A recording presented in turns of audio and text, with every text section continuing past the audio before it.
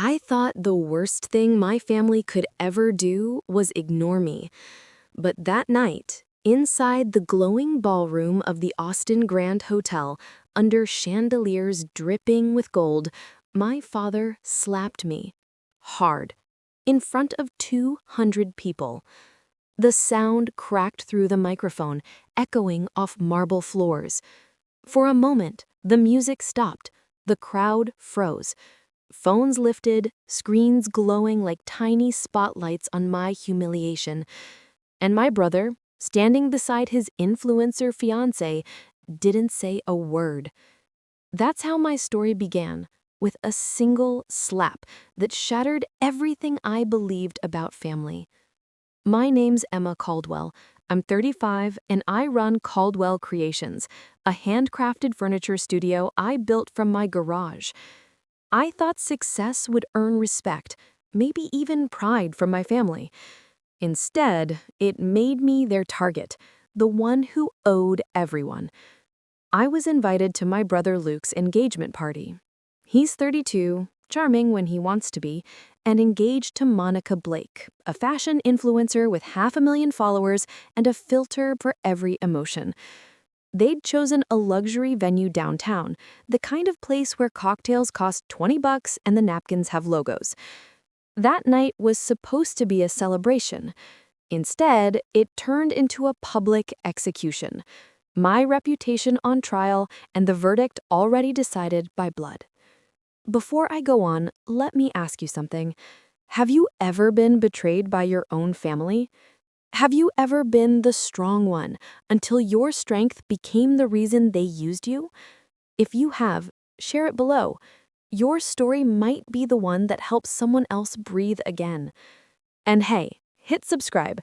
This channel's for people who've had enough of pretending everything's fine at family dinners. Because it's not. And tonight, I'm done pretending to. It happened halfway through the speeches. The DJ had lowered the music, and guests raised their glasses. I was seated near the back, watching Luke and Monica smile like they owned the room. Then, my father, George Caldwell, took the microphone. He talked about family pride, about unity, about sacrifice. And then, he turned toward me. "She's successful," he said, pointing straight at me. "But when her family needed her, she turned her back." A murmur rippled through the room. I felt 200 eyes dig into me. My chest tightened, my palms damp against the linen tablecloth. I stood up, voice trembling but clear. "That's not true, Dad." He sneered, red-faced from whiskey. "Sit down, Emma. You've embarrassed us enough." "No," I said, louder this time. "I've worked my whole life for what I have. I don't owe anyone a dime." The words left my mouth like glass, sharp, final. And then his hand flew. The slap wasn't just pain, it was betrayal made flesh. My cheek burned, my vision blurred. Someone gasped, someone else whispered, "Is she okay?" I wanted to vanish, to dissolve into the marble floor, but deep inside, something else woke up, a quiet, cold pulse that said, "They'll regret this." That night didn't break me. It stripped the last illusion I had about love disguised as loyalty. And if you stay with me, I'll show you exactly how I turned that moment, that slap heard around the ballroom, into the beginning of my freedom. The morning after the party, my cheek still ached. I stared at the faint outline of my father's hand in the mirror and thought, this can't be real. Outside, Austin's sunlight poured through the blinds, gentle and cruel at the same time. It was almost beautiful, as if the world refused to notice that mine had cracked overnight. I brewed coffee, the same way I did every morning, grinding the beans by hand, trying to find rhythm in something ordinary. That's when I realized this wasn't the first time my family had taken from me. It was just the first time they'd done it in public. 5 years earlier, I'd been broke and terrified. I started Caldwell Creations in my garage, sanding reclaimed wood until my fingers blistered, balancing orders between double shifts at a diner.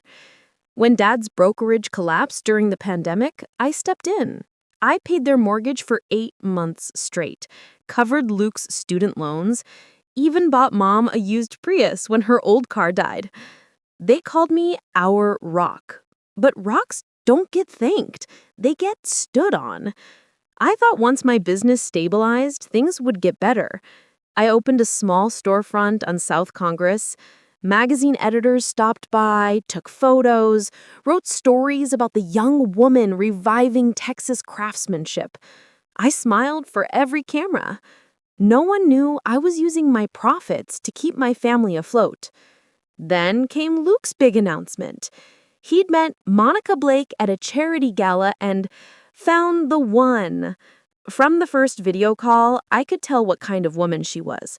Perfectly styled, perfectly polite, and perfectly aware of her angles. Luke's grin was boyish, almost innocent.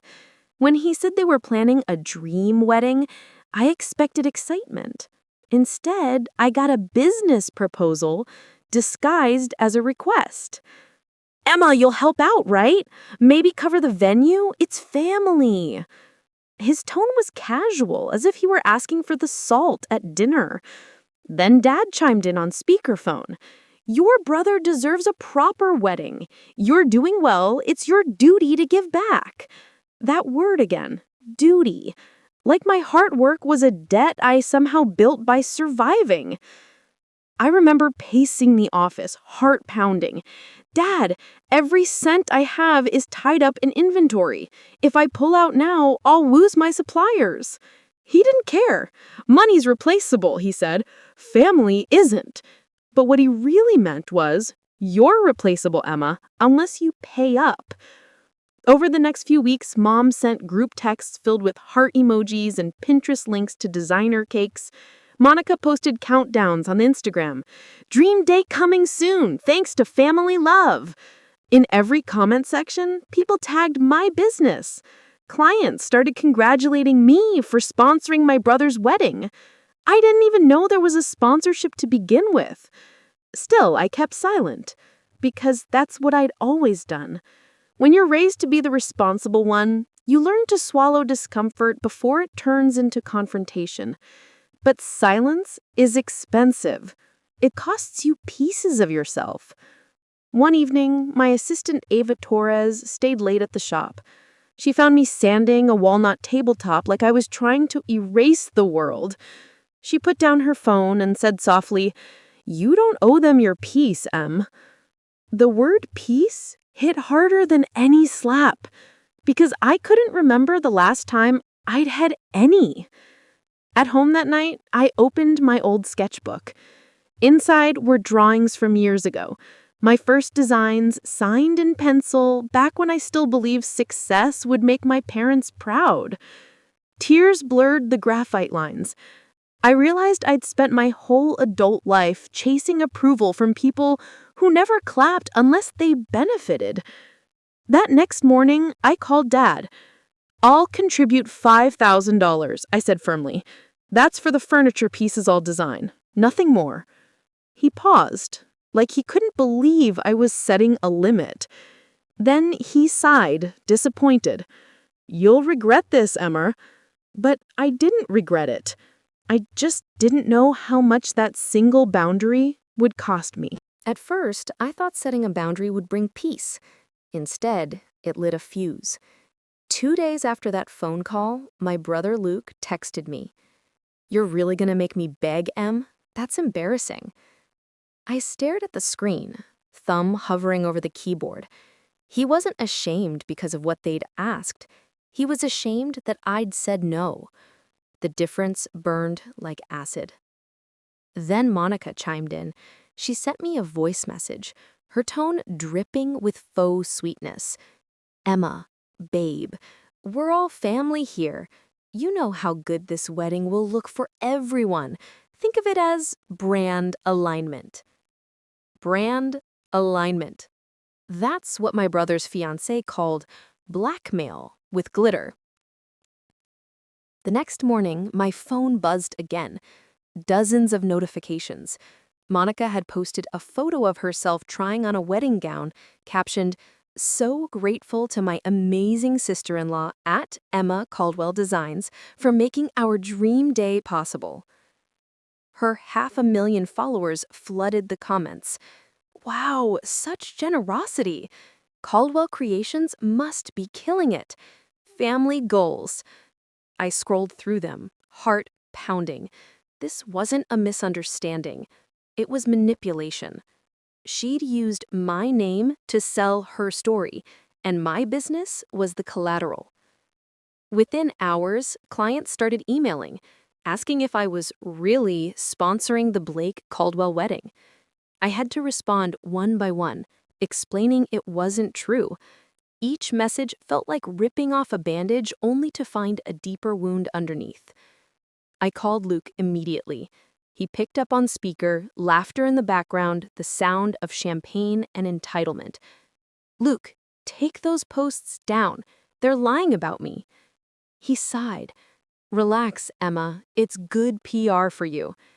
"Good PR?" I snapped. "She's making me look like your sugar mama." He chuckled. "Monica's just excited." Then he hung up. That click, that cold, casual click, echoed louder than the slap had. A few hours later, Dad called. "Stop fighting with your brother," he barked. "You're ruining the family image." I bit back tears. "Dad, she's lying about me online." He scoffed. "So what? Let them have their moment. Family comes before pride." "No," I said, voice trembling. "Family doesn't come before truth." He didn't answer, just hung up. I sat in my office surrounded by polished oak tables and brass fixtures, pieces I'd poured my soul into. They gleamed under the soft studio lights, indifferent to my chaos. My success had become the weapon they used against me. For the next few weeks, the pressure only grew. Mom texted every few days, pretending to play peacemaker. "Your brother's so happy. Wish you could share in the joy." But her messages always ended with guilt. "We're all pitching in, sweetie. Don't ruin this for him." Pitching in? They hadn't offered a single dollar. They were pitching me. The night I realized how far it had gone, Ava burst into the workshop, holding her phone. Her face was pale. "Emma, you need to see this," she said. Monica had just uploaded another reel, a glamorous video tour of the Hilton ballroom where the wedding would be held. The caption read, "Every dream deserves support. Thanks to my amazing sister-in-law for making it happen."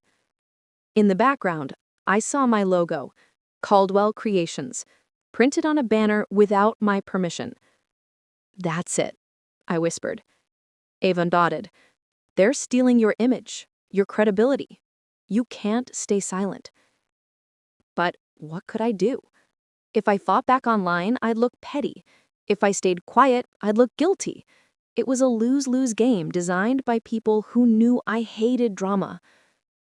That night, I drove to my parents' house. Mom opened the door with her usual forced warmth. "Emma, honey, you look tired." "I'm fine. Is Dad home?" He was, sitting in his recliner, beer in hand, football humming on TV. When he saw me, his expression hardened. "What now?" "I want the posts taken down," I said. "This is fraud, Dad. They're using my brand." He smirked. "You're too sensitive. This is family business." "No, this is exploitation." He leaned forward, his voice low and sharp. "You're either with us or against us, Emma. Choose." I froze there. That sentence was the line in the sand. The moment I realized love had turned into a transaction. I stood there for a long time, letting the weight of his words settle. Then I whispered, "I choose myself." And I walked out.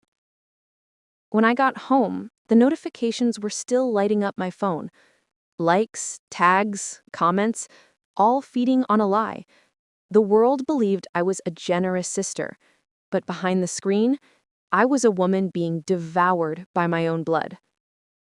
That's when the anger solidified into something colder, resolve. Because if they wanted to play dirty, I could play smart. And soon, they'd find out exactly what that meant. The day of the engagement party arrived wrapped in summer heat and false smiles. Austin shimmered under the evening sun, the skyline glowing like everything was fine.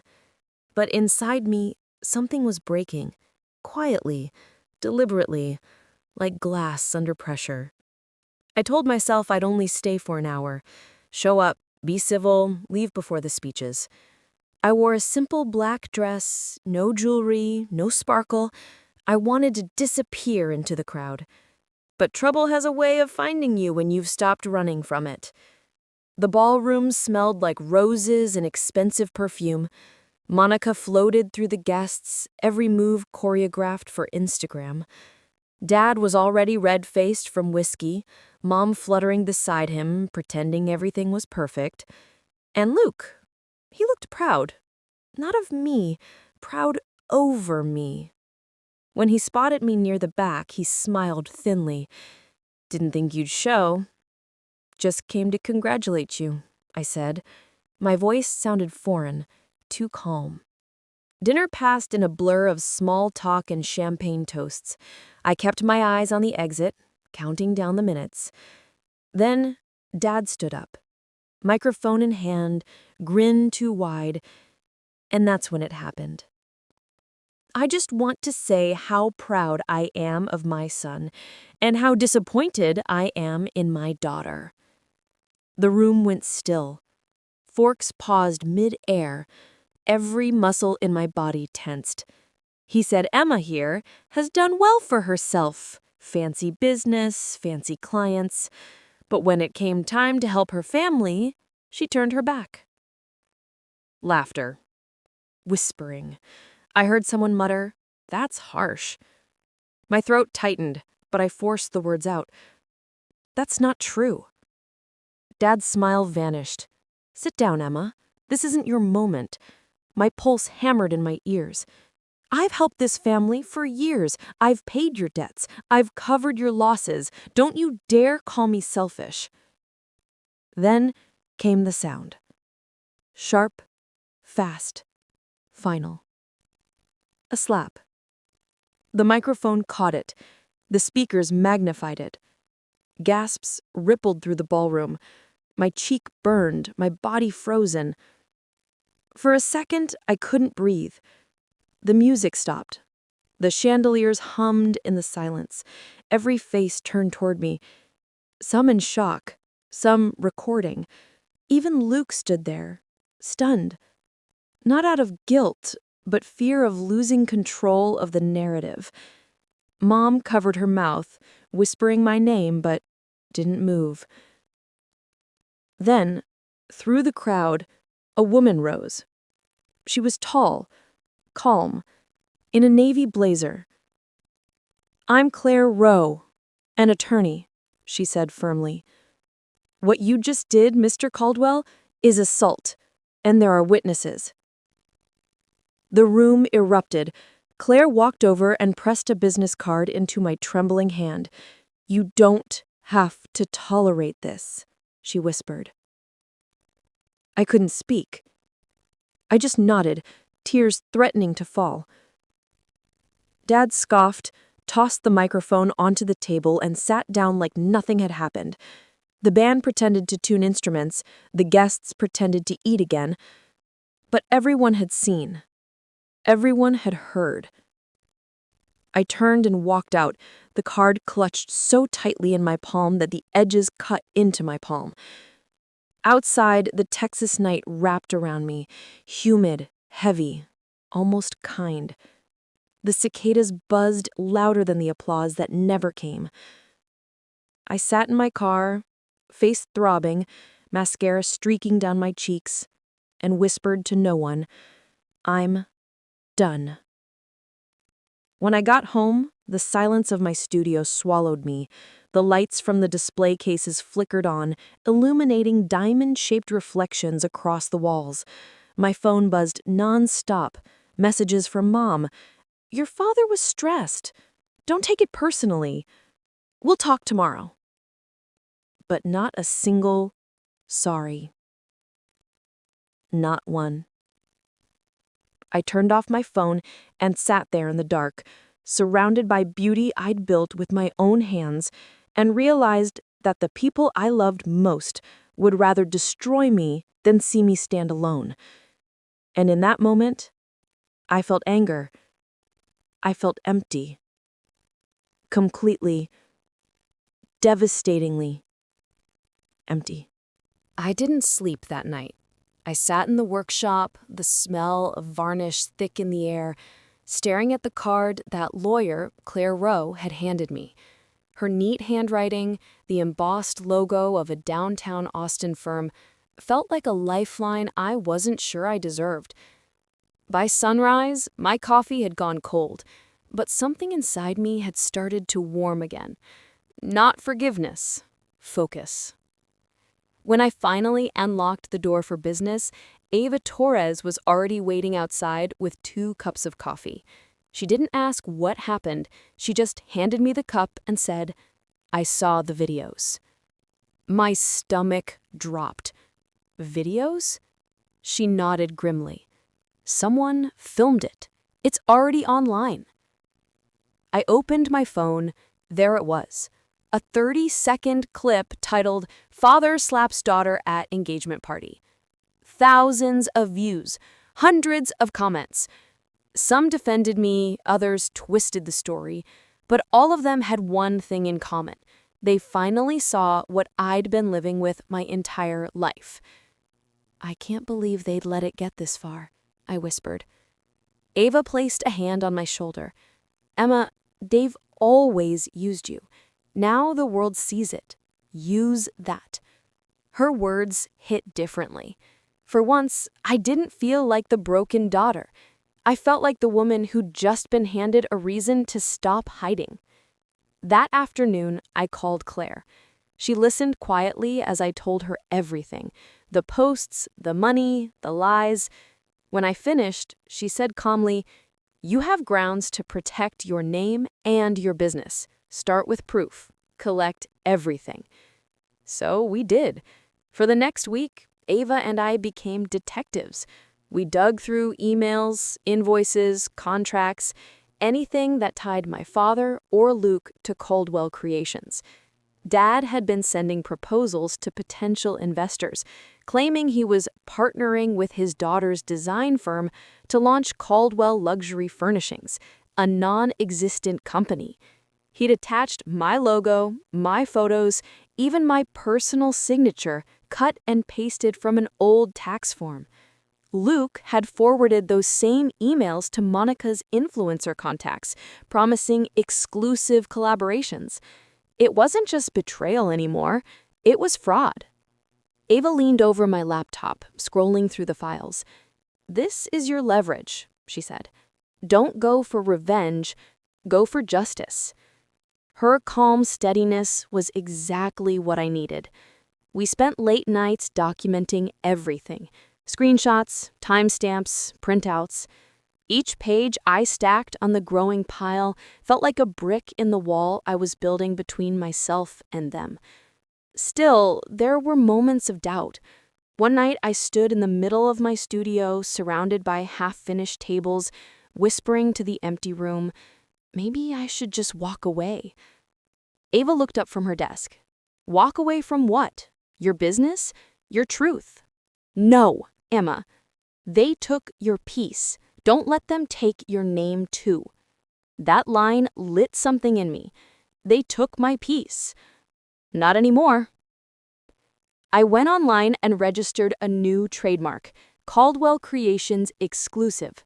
Mine, legally, officially. Then, under Claire's guidance, I sent certified letters to the 3 biggest investors Dad had contacted. Polite, professional, but sharp as glass.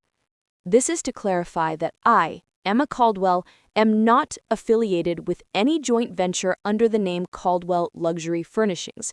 Any claim to such a partnership is fraudulent. The next day, I received a reply from one of the investors, a man named Richard Cole. He thanked me for the clarification and attached a screenshot of Dad's latest pitch. My father had even promised to introduce him to Monica's influencer network. I almost laughed. It was pathetic. But laughter turned to clarity. If Dad wanted to use my reputation to climb, I'd let him climb just high enough to fall publicly. That's when Ava mentioned it. The Texas Design Expo, the biggest annual event in Austin for interior designers, investors, and media. Dad and Luke had a booth there every year, hoping to attract sponsors. This time, Ava said, grinning, you'll be there too. We built a plan like architects of consequence. Claire helped us outline what we could show legally: emails, forged contracts, and public records of Dad's debts. Ava designed a clean presentation titled The Truth Behind Caldwell Creations. It wasn't revenge porn. It was evidence, organized, factual, undeniable. As we rehearsed, I felt a calm I hadn't known in years. The anger was gone. What replaced it was colder, steadier, justice in slow motion. On the night before the expo, I closed the shop early and stood in front of one of my walnut tables. My reflection shimmered across the polished surface. I thought about the girl who once begged for approval, who worked herself raw trying to earn love that was never coming. She was gone now. In her place stood a woman who finally understood you don't need to burn for people who'd watch you turn to ash. Tomorrow, I'd walk into that convention hall not as the victim they'd humiliated, but as the woman ready to reclaim her name. The Texas Design Expo buzzed with light and chatter, the kind of event where every handshake came with a smile that meant something else. Banners hung from the ceiling, champagne glasses clanked, and somewhere between the glitter and ambition, my father stood grinning beside a fake logo that looked uncomfortably close to mine. Caldwell Luxury Furnishings, bold gold letters. A lie, printed large. I watched from across the aisle, my heart steady, the folder of evidence resting in my hands like a quiet weapon. Ava brushed imaginary dust off my blazer. "You ready?" she asked. I nodded, more than ever. Dad's booth was surrounded by investors, and Monica was there too, posing for photos, her rings sparkling beneath the studio lights. Luke hovered nearby, rehearsing his charming laugh. The picture was perfect if you didn't know the truth behind it. I waited, because timing was everything. At noon, the event's host called everyone to the main stage for sponsor presentations. Dad was first. He strutted to the microphone, confidence oozing from every polished word. "We at Caldwell Luxury Furnishings are proud to announce an exciting new partnership with my daughter's company, Caldwell Creations," he said, gesturing toward me. "Together, we'll redefine handcrafted elegance for the modern home." Applause. Cameras flashed. Investors nodded. My chest tightened, not from fear, but from fury sharpened into purpose. He just tied his rope a little tighter around his own neck. When the host thanked him, she turned to me with a smile. "And now, let's hear from the woman behind Caldwell Creations herself, Miss Emma Caldwell." The spotlight shifted. Every head turned. My heels clicked against the marble floor as I walked to the stage. Calm, deliberate. Dad's grin faltered. Luke looked confused. Monica's perfect smile froze like porcelain. I set my laptop on the podium and took a slow breath. "Thank you for the warm welcome," I began, voice even. "But before we talk about design, I need to clarify something important." The first slide appeared behind me. Dad's forged email. His words displayed in bold. "My daughter and I are collaborating on a luxury line. She's agreed to lend her brand for equity." A ripple of whispers spread through the crowd. I clicked again. The next slide showed his debt records. $78,000 in losses, unpaid loans, and bounced checks. then a forged contract with my signature, and finally, screenshots of Monica's posts tagging my store as the official sponsor. This, I said clearly, is not partnership. It's deception. Gasps broke out through the crowd. Dad stood up, face pale. She's lying! She's bitter! Before he could take another step, Claire Rowe rose from her seat in the front row. As a legal representative, I've reviewed these documents. Every one of them is authentic, except for the signatures Mr. Caldwell fabricated. The crowd turned, murmuring louder. One investor stood and tore up his commitment letter on the spot. Another snapped, "You tried to use her name to scam us?" Monica's phone slipped from her hand, the sound echoing louder than applause. Dad's voice cracked. "This is a misunderstanding." I met his eyes, no hate, just the kind of stillness that ends storms. "No, Dad," I said quietly into the mic. "This is the truth finally catching up." Security escorted him out while Luke chased after, pleading. Monica stayed frozen, watching her reputation unravel in real time. Within hours, her sponsorship deals vanished. Brands didn't want an influencer attached to fraud. By sunset, she'd deleted her Instagram posts and Luke's phone numbers stopped working. I didn't gloat. There was no joy in seeing someone fall, only relief that the weight was finally gone. That evening, I stood outside the expo hall, the Texas sky stretching wide and gold. Ava joined me, 2 paper cups of coffee in hand. We clinked them like champagne. "To peace," she said. "To boundaries," I answered. As we watched the crowd disperse, Claire walked over, a small smile on her face. "You handled that with grace," she said. "I wasn't sure I could." She shrugged. "The truth is always louder than the noise. You just gave it a microphone." Her words stayed with me, because she was right. I hadn't destroyed them, I just stopped protecting the lies. The next day, 3 investors filed official complaints with the Texas Business Bureau. 2 others launched lawsuits for misrepresentation, and for the first time in years, my phone was quiet. No guilt, no demands, no emotional ransom masked as family love.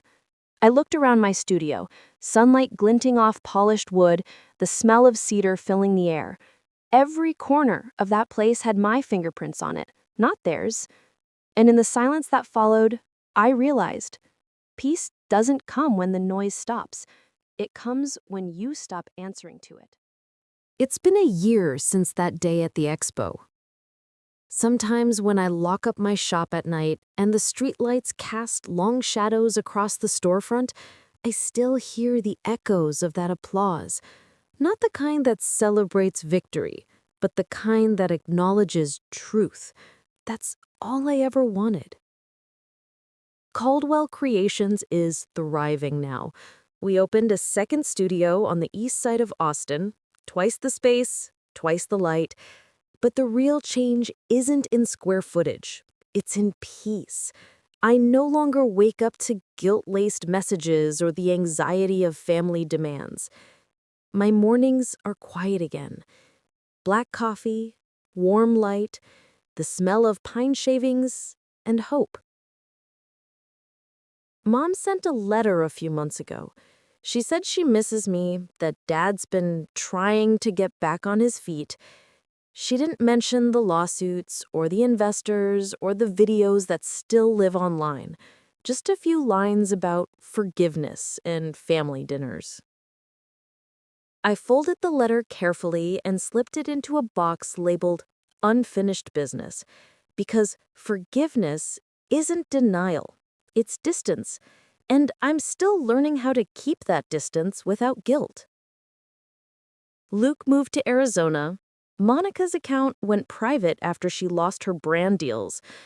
I don't hate them. Hate is too heavy to carry when your hands are finally free. Instead, I built something new. A few months ago, Ava and I launched a small program teaching single mothers and young women how to craft furniture from reclaimed wood. We call it Rebuild. Every time I watch a woman pick up a sander for the first time, the same spark lights up her eyes, that mix of fear and possibility. It reminds me of who I was before the noise, before I believed I had to earn love by emptying myself for it. One evening after class, a student named Maya asked me, "Do you ever miss them, your family?" I thought for a long moment before answering. I miss who I hoped they were, but I don't miss the version of me that kept begging for their approval. She nodded, and I realized my voice didn't shake when I said it. The truth is, healing doesn't look like revenge. It looks like boundaries, good sleep, and people who clap for you when there's no benefit in it. It looks like your own name, clean again. So, if you're watching this and your story sounds anything like mine, if you've ever been betrayed by the people who were supposed to protect you, don't let it harden you. Let it teach you where peace actually lives. And when you find it, guard it like treasure. Because family isn't always blood. Sometimes it's the people who show up when you stop apologizing for existing. Tell me your story in the comments. I read everyone. And if this resonated with you, hit subscribe. Not for me, but for you. Because this space, this tiny corner of the internet, is for people who turned pain into proof that they survived.